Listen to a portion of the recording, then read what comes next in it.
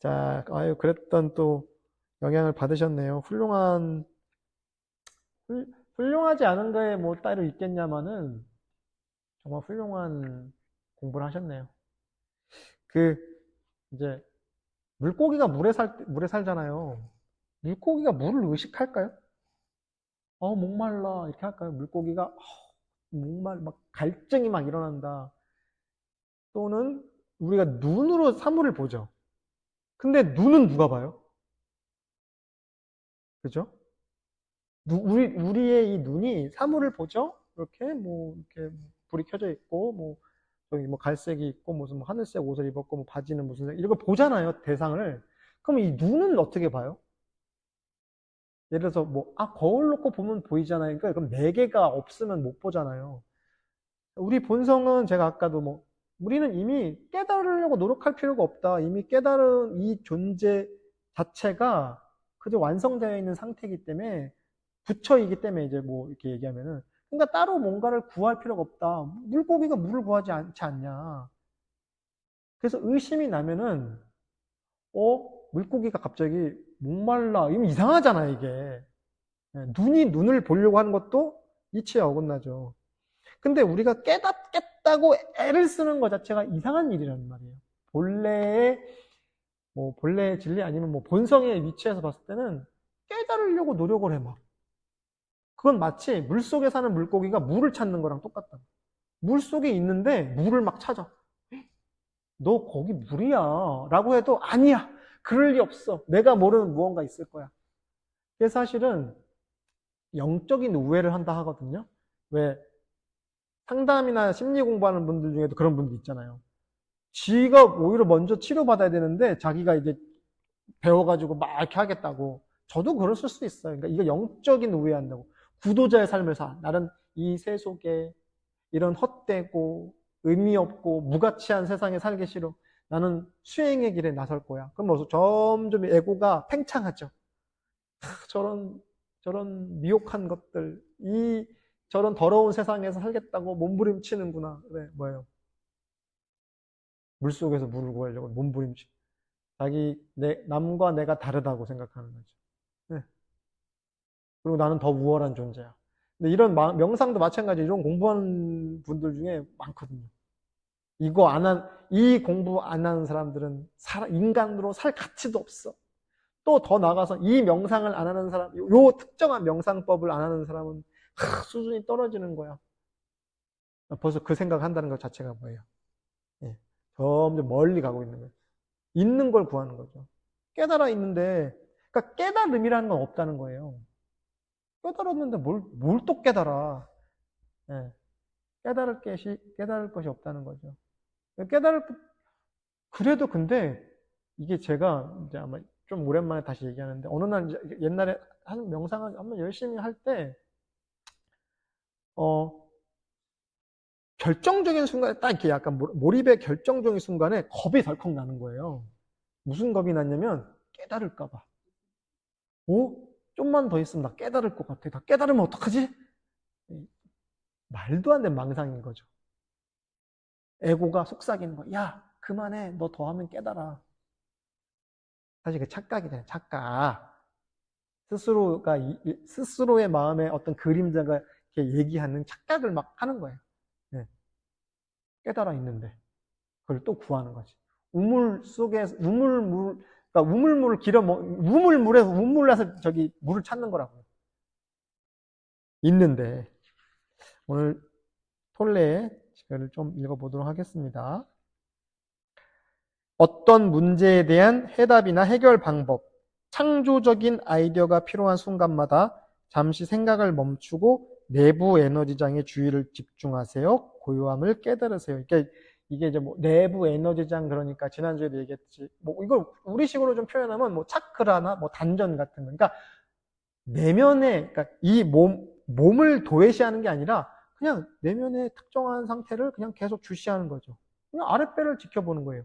미얀마에 이렇게 마하시 위파사나라고 하는 불교 명상법 중에 들어보셨죠? 위파사나 있는데 그것도 되게 종류가 몇 가지가 있어요. 이렇게 수도원 전통마다 다른데 어떤 수도원은 코끝을 여길 건데 인중을. 이 코끝에 숨이 들어갈 때 이렇게 코끝에 스치고 지나가잖아요. 이 인중을. 그리고 숨을 내쉴 때 어때요? 이 인중을 또 스치고 나가겠죠? 그거에 집중하라.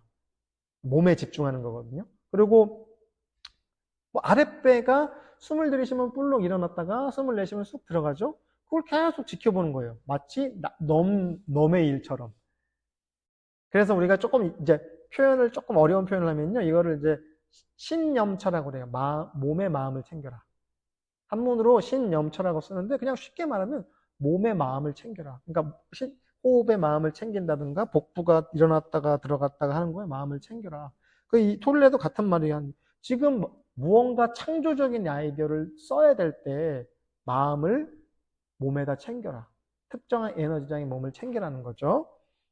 그런 다음 다시 생각하기를 시작하면 새롭고 창조적인 아이디어를 얻을 수 있을 겁니다.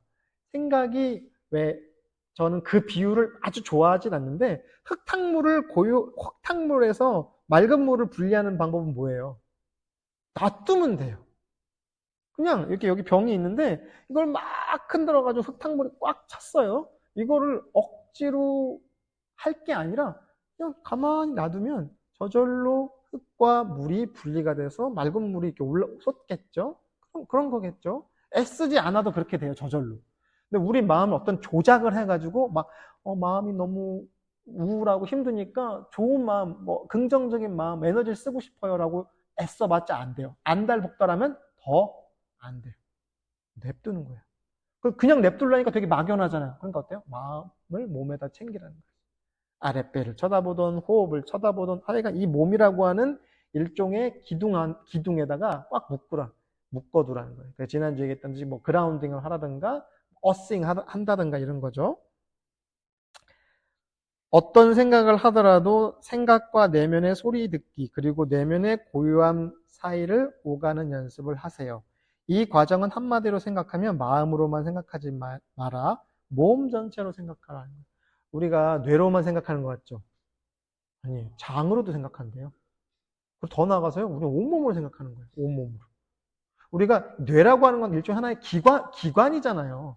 뇌는 생각을 일으키는, 사고를 일으키는 확장 기관인 거지 뇌 자체가 생각을 한다? 저는 좀 그건 아닌 것 같아요. 우리 온몸으로 생각하잖아요. 예술가들이 예술을 할 때 요 머리로만 아이디어를 반짝해서 할까요?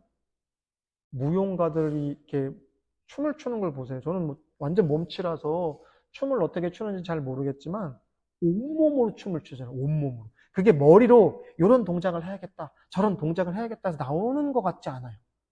그렇죠? 마치 세포 끝에서도 생각하는 것 같아요.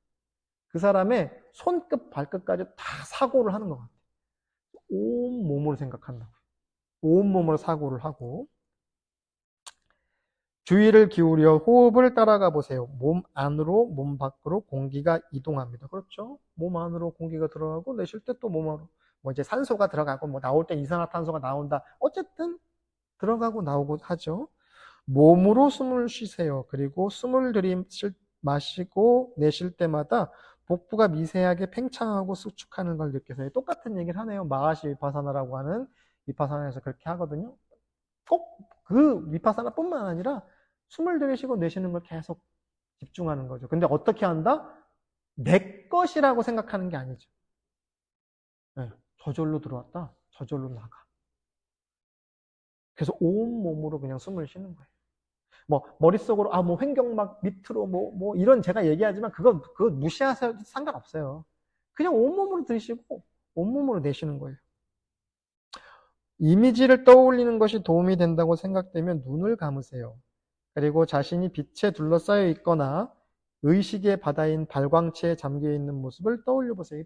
저는 이런 번역을 정말 마음에 들어 하진 않습니다. 근데 어쨌든 책에 그렇게 써 있으니까. 그러니까 그냥 우리가 빛 속에 그냥 몸을 잠기고 있다. 그냥 거대한 빛 속에 내가 몸을 푹 담그고 있다. 또 이렇게 할 수도 있죠. 왜 이렇게 욕조에 따뜻한 물 받아놓고 반신욕 하면은 목욕탕 같은데 이제 사우나 가면은 반신욕 저 좋아하거든요. 그럼 어때요? 몸이 스르르 녹는 것 같아요. 네, 그런 기분. 이 적당한 적당하게 데펴진 온수에 몸을 쭉 담글 때 저절로 몸이 쭉 마치 아이스크림이 온유할 땡볕에 녹듯이 스르르 녹죠? 이런 이미지를 떠올리는 거죠. 그때 어때요? 저절로 긴장이 풀리죠. 아까 제가 명상 시작하기 전에 명상은 긴장을 어떻게 풀죠? 긴장이 풀어집니다라고 얘기하는 거예요. 스스로한테. 네, 그냥 긴장이 풀어집니다라고 선언하는 거예요. 네. 천천히 그 느낌에 좀 더 집중하세요. 어떤 시각적인 이미지에도 집착해서는 안 됩니다. 그러니까 시각적인 이미지를 쓰는 건 좋은데, 예를 들어서 명상하다 빛을 보는다 이런 경우 있거든요. 명상을 했는데 뭐 엄청난 거대한 빛 속에 제가 거기에 뭐 빛을 막 받고 있어요. 이런 거 나올 수 있거든요. 근데 지금 우아했죠. 그게 안 되면 명상이 안 되는 거예요. 그 다음번에 그게 안 돼요. 지난번엔 됐는데 이번에 안 됐어요. 그럼 뭐예요? 집착이에요. 집착. 그래서 사실은 시각적인 어떤 시각화 명상 이런 거 있거든요. 어떤 뭐 빛을 상상한다거나 여기 책에 나온 대로 어떤 거대한 빛 속에 뭐 내가 잠겨 있다 이런 걸 상상하는 명상을 많이 하기도 해요. 저도. 근데 이게 집착, 그런 어떤 체험을 하게 되면 집착이 돼요. 이번에는 됐는데, 지난번에는 됐는데 오늘 안 돼요. 그럼 뭐예요? 괜히 안 된 것 같아요, 명상이. 아니에요. 이거는 케바케입니다. 말 그대로. 될 수도 있고 안 될 수도 있어요. 그래서 집착하면 안 되는데 이거 좀 그렇게 어떤 비주얼적인 명상을 하다 보면 우리가 이게 시각에 되게 많이 의지하잖아요, 사실은. 몸이 열량이면 눈이 몇 량? 그렇게까지 얘기할 정도로 우리는 이 시각적인 이미지 되게 어, 많이 편중이 됐어요, 우리 에너지 중에. 이 오감 중에 특히 이 시각이 엄청 편중이 돼 있어요. 청각이나 다른 체감각에 비해서. 그러니까 어때요? 요 눈으로 보는 게 되게 커요. 네, 그런 이미지에 되게 많이 경도되거나 집착하기 쉽거든요. 그래서 한편으로는 이게 되게 쉽게 명상의 세계로 가는 면이 있지만 요게 되게 좀 한번 맛을 들이면 못 빠져나와. 자꾸 착각을 해. 이게 안 보이면 안 된 것 같다. 전혀 아니에요. 전혀. 그래서 차라리 어떨 땐 참 이 시각화 명상을 하지 말아야 된다고 할 정도로 그 한번 맛을 뭐 어떤 비주얼적인 걸 보면은 더 자세한 얘기는 제가 이 마이크를 끄고 얘기할게요. 신비한 얘기를 해드려야 되니까. 당신은 이제 몸 안에 있습니다. 이건 그냥 비유적인 표현이에요. 당신이 몸 밖에 있고 따로 있는 거 아니에요. 근데 좀 더 내면에 몰입했다는 표현이에요. 지금 이 순간에 그대로 존재한다는 표현이에요. 그러니까 이거를 그냥 몸 안에 있습니다. 왜? 내면의 주의를 집중하고 있으니까 그렇게 표현한 거지, 뭐 몸 안에 들어가고 그럼 정신이 몸 안에 있고 몸 밖으로 빠져나와서 위치이탈을 하거나 이런 거 아니에요. 그냥 비유. 지금 그것이 바로 지금 이 순간의 힘에 다가가고 있습니다. 이렇게 표현을 하는 거죠. 오늘 조금